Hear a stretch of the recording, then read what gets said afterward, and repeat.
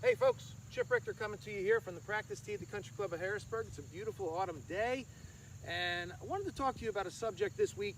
I get asked this question a lot, and the question is, how do I properly start my backswing? What should I look for? And that's a great question. I got a great drill for you to do to double check that you're doing it correctly, and if it feels a little different, maybe it's something you can incorporate into your own practice and get yourself hitting the ball a little bit better. Now, when we say, how do we get the club started, I'm basically talking about where the shaft is in relation to the ball target line. And what we do not want to see is the hand go out and the club go in.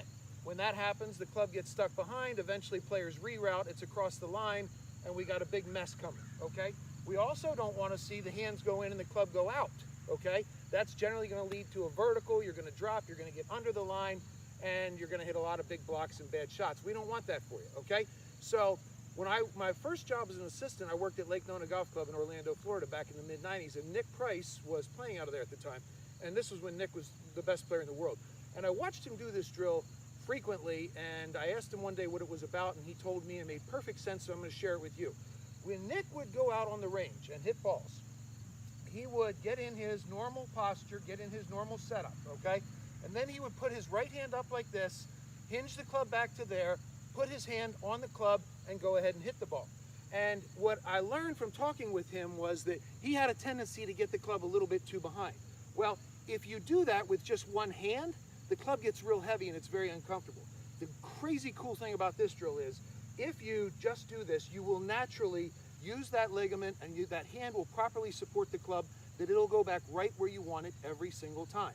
You very rarely would see someone go like this because it gets heavy, or go like this because it's uncomfortable.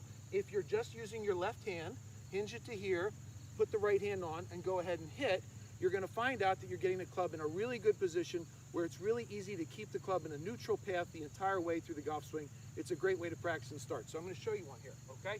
What we're going to do, to recap, is I'm going to get set up just like I normally would, okay? Normal setup. I'm going to put my right hand up here, hinge the club to right there. Go ahead and put the right hand on, and hit the shot, okay? Great practice drill that you can do to make sure you're starting the club back correctly. I hope it helps. Check us out on Instagram, Chip Richter Golf, website chiprichtergolf.com. You can book your lessons right there. We're still teaching, we're staying busy. We're gonna keep going until this weather knocks us out, and hopefully we're gonna have at least the entire month of October and maybe some of November. So if you feel like you wanna work on some motor patterns or get some things addressed, check out TrackBand, check out the body motion on the V1 sports mat. Give us a shout. We'd love to see you.